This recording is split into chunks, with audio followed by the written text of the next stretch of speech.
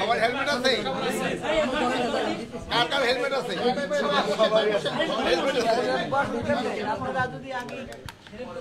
আচ্ছা বলেন। শোনেন, এখানে আসা হয়েছিল মেইনলি তাদের সাথে ঈদের শুভেচ্ছা বিনিময় করা।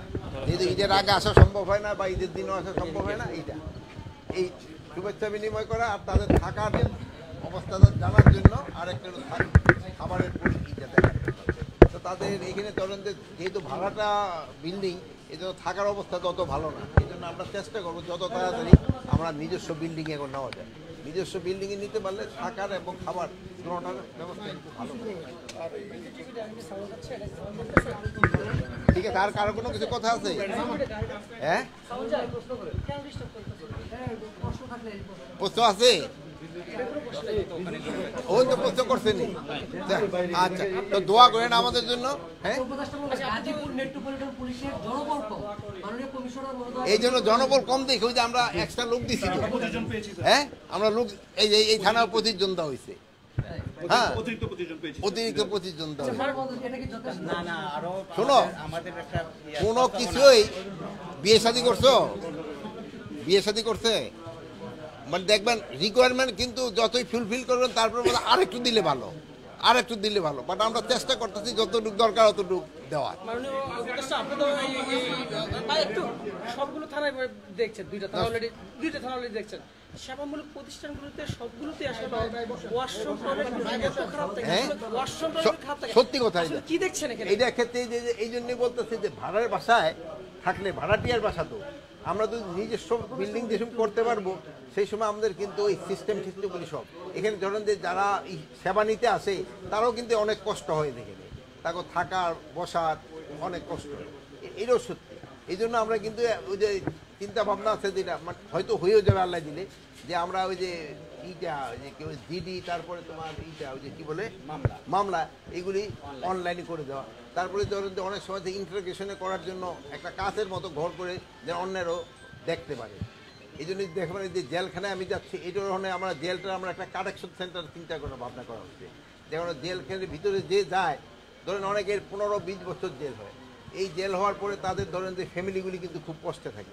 এখন যদি জেলের ভিতরে তার একটা কাজকর্ম শেখানো যায় ওখান থেকে সে কিন্তু আয়ও করতে পারে, ওই আয়টা কিন্তু সে বাইরেও পাঠাইতে পারে, তার ফ্যামিলিরে পাঠাইতে, মানে ফ্যামিলিটাও ভালো চলতে পারে এবং সেও একটা কাজ শিখলো। আবার জেল থেকে যখন বের হয়ে আসলো সে কিন্তু একটা কর্মঠ লোক হিসাবে বেরিয়ে যায়। আর এখন হলো কি জেল থেকে বের হয়ে আসে মানে কোনো সমাজের সাথে আর মিলতে পারে না, সে কাজ করবো না। যদি সে একটু কর্মঠ হিসাবে আসে একটা কাজ শিখে আসে তো বাইরে এসে সে কাজ করে। এই জন্য আমাকে চিন্তা ভাবনা আছে যদি আল্লাহ আল্লাহ করে করে দিতে পারি তো ভালো।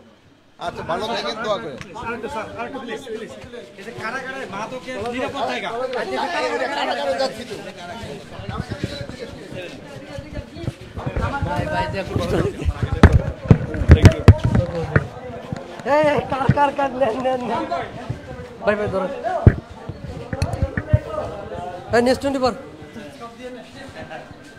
ধরেন বেরোইতে হবে।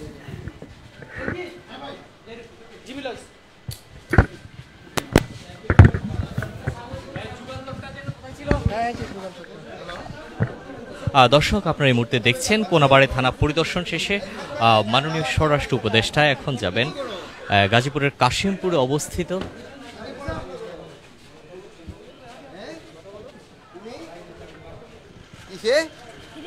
ক্লাস 3-তে। আর তুমি কিসে? তোমরা দুজনে 3-তে? কোন স্কুল? কি? আচ্ছা, হেডমাস্টার সাহেবের নাম কি? হেডমাস্টার সাহেবের নাম তুমি জানো না? টিচারের নাম জানো না? ক্লাস টিচারের নাম কি? এগুলির নাম শিখে নিবা। দাদার নাম কি? হ্যাঁ, তোমার দাদার নাম? আর দাদার নাম তো শিখতে হইব। হ্যাঁ, নানার নাম কি? হ্যাঁ, তোমার নানার নাম দুটোরা ভুলে গেছো তো? ক্লাস এবার পজিশন কত ছিল? 22। তোমার? হ্যাঁ, দুজনে 22 কিভাবে হবে?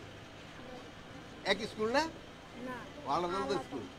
আচ্ছা, তোর থেকে ওই দাদার নাম নানার নাম এগুলি শিখবা, টিচারদের নামও শিখবা। Immigration to Canada.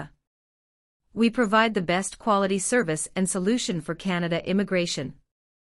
Please visit our website and contact for details.